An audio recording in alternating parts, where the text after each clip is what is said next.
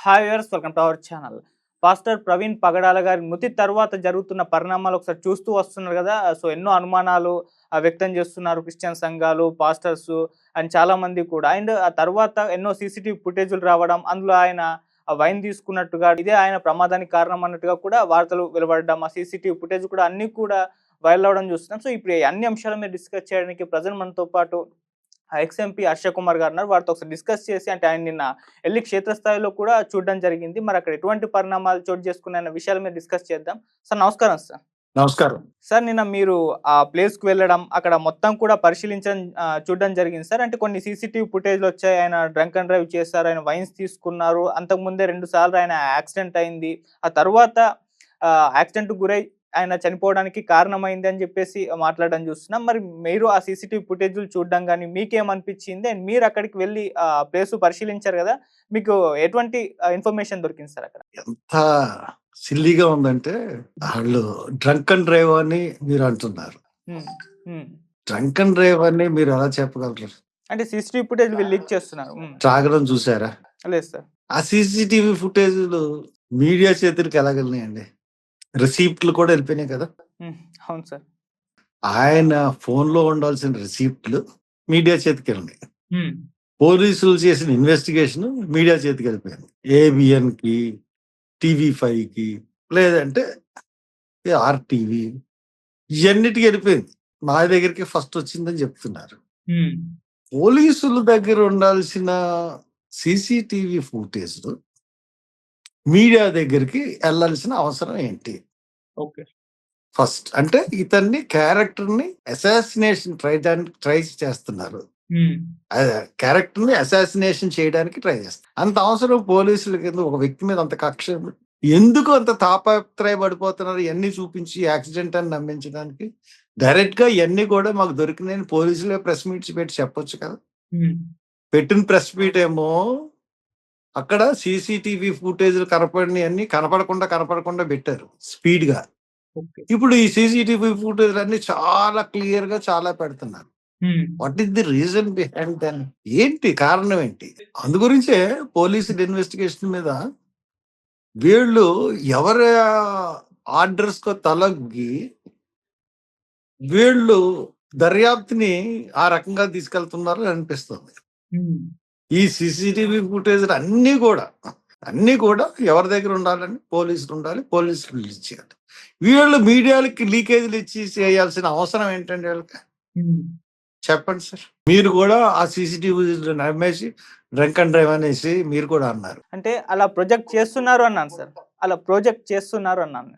అలాగా ఇప్పుడు జనరల్‌గా డ్రంక్ అండ్ డ్రైవ్ కేసు అని అనిపిస్తుంది అని అంటే, ఇప్పుడు నేను ఎందుకు అంటున్నానంటే, ఎందుకు అంత కక్ష అతని మీద?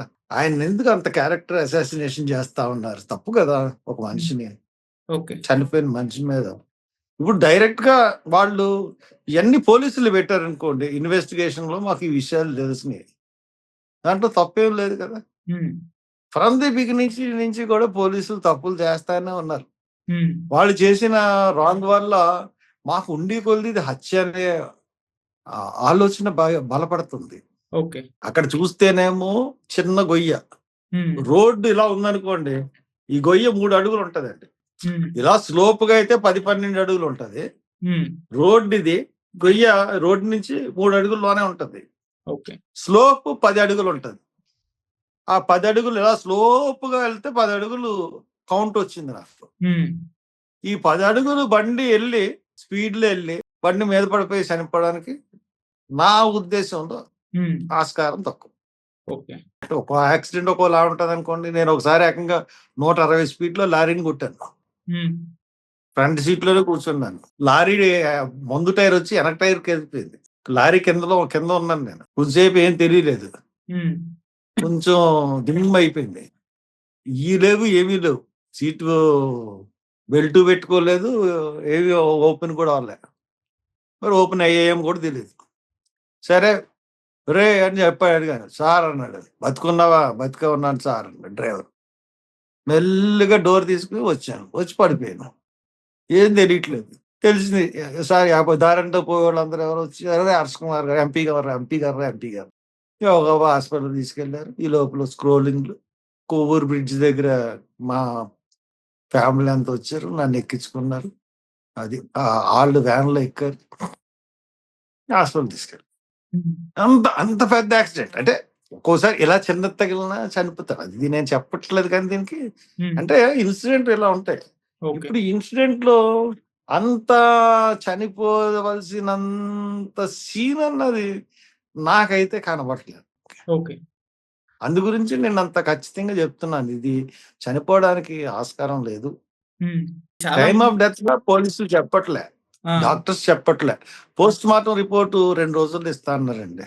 Okay sir. శనివారం ఇస్తా అన్నారండి. హ్మ్. ఈవేళ మంగళవారం అండి. హ్మ్. మంగళవారమా? బుధవారమా? ఇవాళ మంగళవారమే సార్. 3 రోజులు అయిందండి లేట్ అయ్యి. హ్మ్.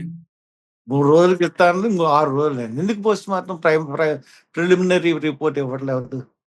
ఏం చెప్పాలనుకుని ప్రిలిమినరీ రిపోర్ట్ ఇవ్వలేకపోతున్నారు? ఈ లేట్ అన్నిటికి అనుమానాలు పెరుగుతాయి తప్పితే అనుమానాలు తరగవు కదండీ! అవును. ఉండి కొలిది ఫ్రమ్ ది బిగినింగ్ నుంచి ఈ తాత్సరం అన్ని చేయడం వల్ల వాళ్ళనుకుంటున్నారు దీని యొక్క గ్రావిటీని తగ్గించొచ్చని పోలీసులు అనుకుంటారు. అన్ని కేసుల్లో అలా ఉండదు. కొన్ని కేసుల్లో హ్మ్. ఉండి కొలిది పోలీసులు చేసే లేట్ వల్ల హ్మ్. ఇంకా యాంగ్జైటీ పెరిగిపోయి యాజిటేషన్ కూడా ఇంకా ఎక్కువైపోద్ది. ఇప్పుడు అదే జరుగుతుంది. ప్రతి ఊర్లోనూ క్రైస్తవ సంఘాలన్నీ ర్యాలీలు చేస్తున్నాయి. హ్మ్. అది మంచిది కాదు కదా గవర్నమెంట్‌కి. గవర్నమెంట్ ఏం చేస్తుంది? పోలీసులు ఇన్ని రోజులు ప్రిలిమినరీ రిపోర్ట్ అవ్వాలంటే బాధ్యత గల సీఎం గాని, డిప్యూటీ సీఎం గాని, కన్సర్న్ మినిస్టర్ గాని, ఎవరైనా హోమ్ మినిస్టర్ గాని దిస్ ఈస్ ది ఇలా జరిగింది. ఆ! దర్యాప్తు చేస్తున్నాం అనుమానాస్పద మృతి. ఎంతకాలం అనుమానాస్పద మృతి? ఏదో చెప్పాలి కదా! అతను ట్రావెల్ అయ్యే ప్రదేశంలో కలిసిన పర్సన్స్ ట్రాఫిక్ పోలీస్‌ని ఇంటర్వ్యూ చేశారు. ఆ వైన్ షాప్ అతన్ని కూడా ఇంటర్వ్యూ చేశారు. అండ్ పెట్రోల్ బంక్‌లో అతన్ని కూడా బయట తీసుకోవడం చూసాం. సో, వాళ్ళందరూ కూడా వాళ్ళ అభిప్రాయం అంటే ఏం జరిగిందన్న దాని చెప్పారు సార్. అవన్నీ మీరు చూస్తారు కదా! మీకేమనిపించింది సార్ వాళ్ళ మాటలు విన్న తర్వాత? ఒక ఎస్ఐ హ్మ్. ట్రాఫిక్ ఎస్ఐయో, ఏఎస్ఐయో సంథింగ్. అవును.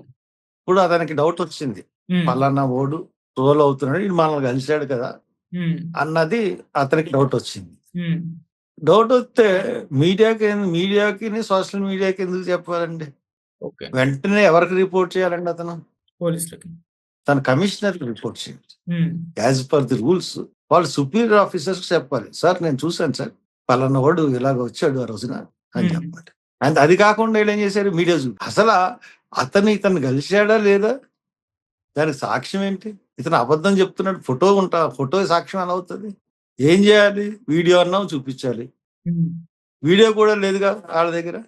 ఓకే. అవునండి మొన్న కలిసాడు. టీ కొట్టోడేమో అవునండి ఆడు ఇలాగ చేద్దాం ఇయన్నీ ఎవరు నమ్ముతారు? మీ దగ్గర సాక్ష్యం లేకుండా చెప్పే మాటలు ఎలా నమ్ముతాం చెప్పండి?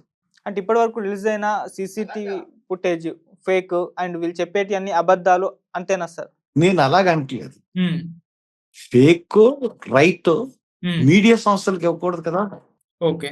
మీరు పోలీసులు కాదని ఇన్వెస్టిగేషన్ మీడియా సంస్థలు చేయలేరు. నేను చేయలేను. ఎవరు చేయలేరు. హ్మ్.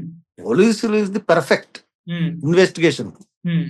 ఆళ్ళు చేయాల్సిందేంటండి? వాళ్ళు కన్సర్న్డ్ అథారిటీ ద్వారా ఏ రోజుకో రోజు ప్రెస్ మీట్ పెట్టి, ఈ రోజు ఇలా జరిగిందని ఇన్వెస్టిగేషన్ గురించి చెప్తే ఒక శాంక్టిటీ వస్తది. అతన్ని సోషల్ మీడియాకిచ్చి, మెయిన్ మీడియాలో ఆళ్ళ దత్తత అంటే పచ్చ ఛానెల్‌కిచ్చి హ్మ్. ఇలా చేస్తే ఎవరు నమ్ముతారు సార్? ప్రజలు నమ్మే అవకాశాన్ని కూడా హ్మ్. పోలీసులే పోగొట్టుకుంటున్నారు. పోలీసులు మొన్న ప్రెస్ మీట్ పెట్టారు సార్. మీకెటువంటి అనుమానాలు, ఎటువంటి డౌట్స్ ఉన్నా మేమే క్లారిఫై చేస్తాం. మా దగ్గరికి రండి. అనవసరంగా వేరే వాళ్ళు చెప్పేవేవి నమ్మొద్దు అని కూడా వాళ్ళు చెప్పారు సార్. సో, మీరు పోలీసుల దగ్గరికెళ్ళి అంటే మీకున్న అనుమానాల్ని వ్యక్తపరిచి వాళ్ళ అభిప్రాయం అంటే వాళ్ళేం చెప్తున్నారో తెలుసుకునే ప్రయత్నం చేశారా? అంటే నిన్న మీరు స్పాట్‌కెళ్లారు. అక్కడ మొత్తం ఫ్యాక్ట్ ఫైండింగ్ అయితే చేసే ప్రయత్నం చేశారు. పోలీసుల దగ్గరికెళ్లి మీరు కనుక్కునే ప్రయత్నం చేశారా సార్ మీకున్న అనుమానాల దృష్ట్యా? నేనెందుకు చేయాలండి?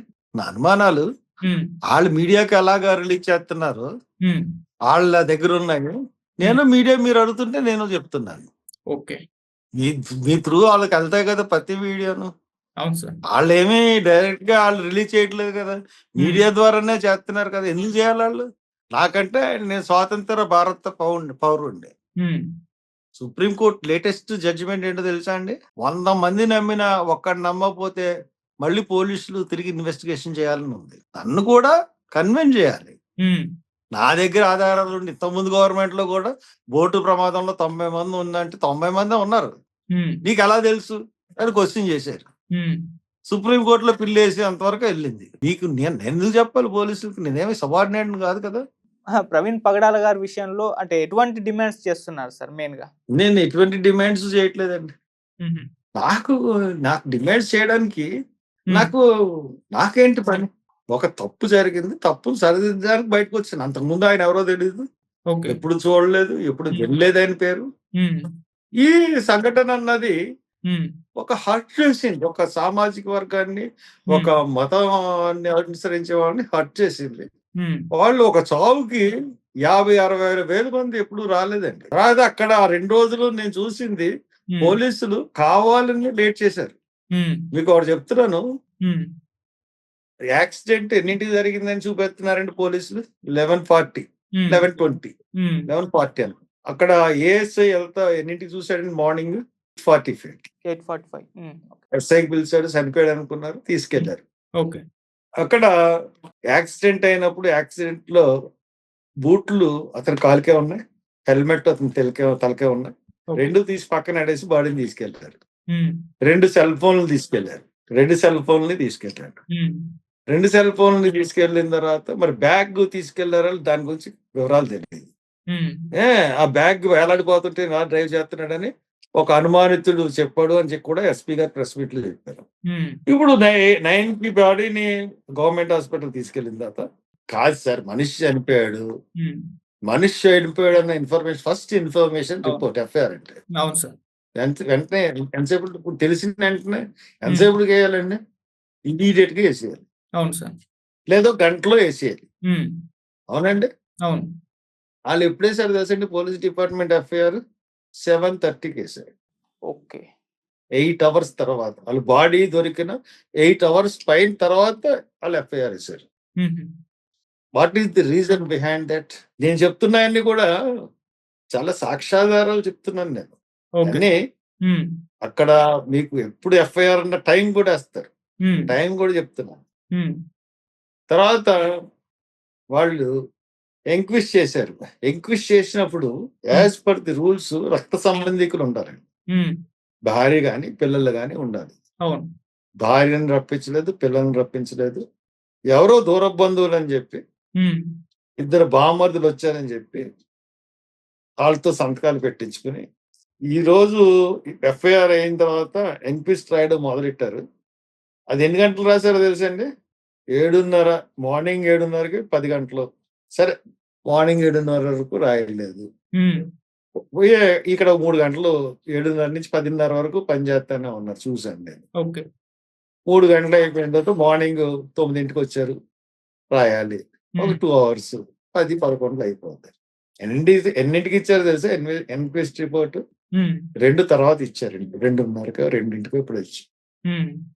అంటే దగ్గర ఎంక్విస్ట్ రాయడానికి ఏ బాడీ కన్నా 3-4 గంటలు పడితే ఈ బాడీకి 8 గంటలు ఎందుకు పట్టింది? పైగా వాళ్ళు అసలు ఎంక్విస్ట్ రాయడం మొదలెట్టకూడదు. ఎందుకు మొదలెట్టకూడదు? రక్త సంబంధికులు ఖచ్చితంగా ఉండాలి. ఆ రూల్ పాటించలేదు పోలీసులు. వాళ్ళు బామర్దులు అని చెప్తే మేము ఎలా నమ్ముతాం? పోలీసులు ఎలా నమ్మారో మాకు తెలియదు. నమ్మేశారు. సరే, ఎంక్విస్ట్ అయింది, పోస్ట్ మార్టం అయిపోయింది. పోస్ట్ మార్టం అయిన తర్వాత రిపోర్ట్, ప్రైమరీ రిపోర్ట్ ఎన్ని రోజుల్లో రావాలండి? 2-3 రోజుల్లో రావాలి. అంతే సార్. ఇవాళ ఎన్ని రోజులు అయిందండి? 6 డేస్ అయింది. 6 డేస్ అయింది. 26, 27, 28, 29, 30, 1 6 రోజులు అయింది. ఇప్పుడు దాకా పోస్ట్ మార్టం రిపోర్ట్ ఎందుకు రాలేదండి?